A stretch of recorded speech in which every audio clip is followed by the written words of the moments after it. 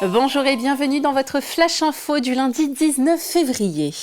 Les routes de Vendée toujours plus meurtrières. C'est dans ce contexte qu'une sensibilisation au partage de la route était organisée samedi sur le parking des Flâneries de La Roche-sur-Yon. Une matinée d'échange et de mise en situation du public afin de prendre conscience des risques liés aux camions, mais aussi à la consommation d'alcool et à la vitesse. Voyez ce reportage d'Alix Lanos. Il est vrai que la caméra va nous capter, mais est-ce que le regard du chauffeur va aller dans la caméra ? C'est pas sûr du tout. Il a aussi, lui, besoin de regarder devant lui. On est bien d'accord. Donc il n'est pas en permanence dans la caméra. Ici, vous êtes en danger. L'objectif de la matinée est clair, faire prendre conscience au grand public qu'aux abords d'un camion de cette taille, on peut échapper à la vigilance de son chauffeur. Les gens ne se rendent pas compte qu'à un moment donné, on ne les voit pas. Parfois, le conducteur est au volant de son camion et on a beau avoir tous les équipements du monde et lui est très vigilant.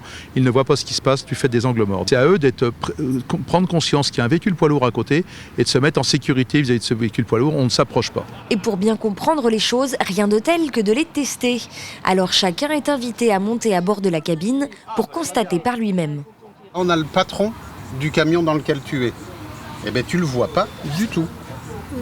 D'accord ? Et c'est une problématique. Ouais, il est devant. Je pensais en connaître, mais j'en ai encore appris par rapport aux angles morts. Ouais. Comme quoi, il faut vraiment être tout le temps prudent, tout le temps avoir de la vigilance en tant que conducteur et même en tant que piéton ou passager à vélo ou des choses comme ça. Cette opération de partage de la route réunissait différents acteurs de la prévention.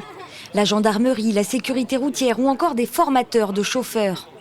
Avec déjà 11 morts sur les routes vendéennes depuis le début de l'année, la préfecture a annoncé renforcer les contrôles routiers. Mais le préfet mise également sur ce genre d'action de prévention. On ne peut pas se contenter de faire des actions de répression, il faut aussi changer les comportements. Et changer les comportements, c'est montrer différentes actions et inviter les gens à participer. Déjà de plus en plus équipés, les poids lourds verront leur réglementation se durcir en 2024.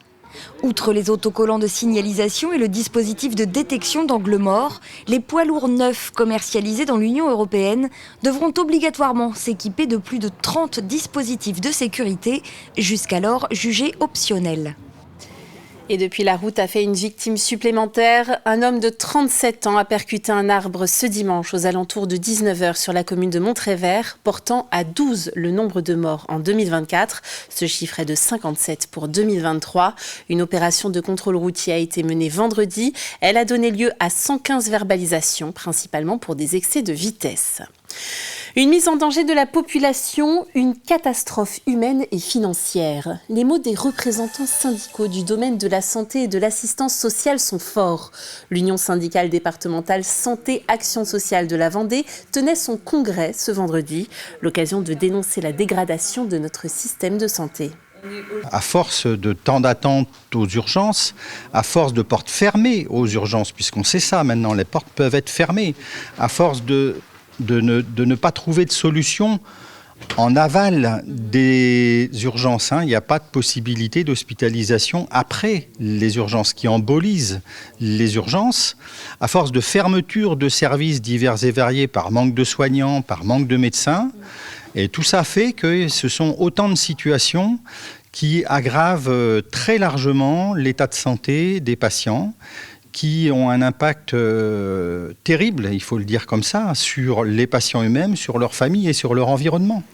Désormais, vous pourrez croiser Paulette dans les rues de Fontenay-le-Comte. Alors Paulette, c'est un triporteur qui doit permettre à nos aînés de rompre l'isolement, de rencontrer des personnes, d'échanger et de créer du lien social. À destination des EHPAD de la ville et des personnes accompagnées par le CCAS, les projets sont multiples. Partager des moments conviviaux, favoriser les mobilités physiques et intellectuelles ou encore proposer un parcours culturel pour découvrir des lieux historiques de la ville. On est à peu près sûr que les personnes âgées qui ont vécu à Fontenay-le-Comte, grâce à ce vélo-balade et aux petites balades qu'elles vont pouvoir faire dès que les beaux jours vont arriver, retrouver les quartiers, les endroits où elles ont pu vivre. Et il va y avoir un planning. Donc les EHPAD vont se positionner pour pouvoir utiliser les uns le lundi, le mardi, sur la semaine. Il me semble que ce sera le mardi que nous l'aurons. Et on pourra faire du vélo dès le matin et l'après-midi. Et nous, on aimerait bien, c'est partir le long de la Vendée, peut-être pique-niquer et puis se relayer avec ma collègue pour faire du vélo. Allez, ouvrons à présent notre traditionnelle page sport du lundi et on commence avec du football. Les Herbiers, les leaders de la Nationale 2, recevaient vendredi soir au stade Massabielle l'équipe de Trélissac pour la 16e journée du championnat qui se clôture par un 4e match nul consécutif pour le VHF, un partout. On a eu une première mi-temps difficile où on a perdu beaucoup de ballons, il y a eu beaucoup de déchets. Trélissac a eu pas mal de transitions et de contres. Ça s'est mieux passé en deuxième mi-temps. On a senti qu'il y avait plus de vitesse, plus d'appels aussi. Et puis on a été récompensé de nos efforts. Et puis après, il y a le fait du match. Donc je pense qu'il y a une première faute sur Valentin, Rémi, qui n'est pas sanctionné et ça amène un rouge derrière. Je conteste pas le rouge. Je conteste la faute et ça n'aurait pas amené le rouge. L'adversaire y a cru forcément et a marqué un but d'une frappe magnifique de 25-30 mètres. Et puis après, il a fallu lutter pour garder ce score. Et dimanche après-midi, la Roche-Vendée Basket était en déplacement en Bourgogne sur le parquet de Charnay à l'occasion de la 16e journée de Ligue féminine. Menées 46-36 à la pause, les Tigresses n'ont pas réussi à parfaire leur retard et s'inclinent finalement 96-82. Le RVBC reste 11e et avant-dernier au classement. Prochain match samedi soir aux Oudéry. Les Lyonnaises accueilleront l'équipe de Saint-Amand pour la 17e journée de LFB. Pour la 3e année consécutive, les terminales de la section cinéma du lycée Atlantique à Luçon ont été sélectionnées pour participer au César des lycéens 2024. Dans ce cadre, ils seront amenés à visionner les 5 films sélectionnés. Ils concourent dans la catégorie meilleur film 2023 et à l'issue de ces projections, les élèves, après une argumentation individuelle, sélectionneront leur film préféré. Je trouve que c'est une grande chance qu'ils sont accordés à notre établissement parce que c'est quand même quelque chose d'important, les Césars. Et ça permet de découvrir de nouveaux films et de dire ce que la jeunesse aussi pense de ces films. Donc, on a l'impression de participer au monde du cinéma, c'est intéressant.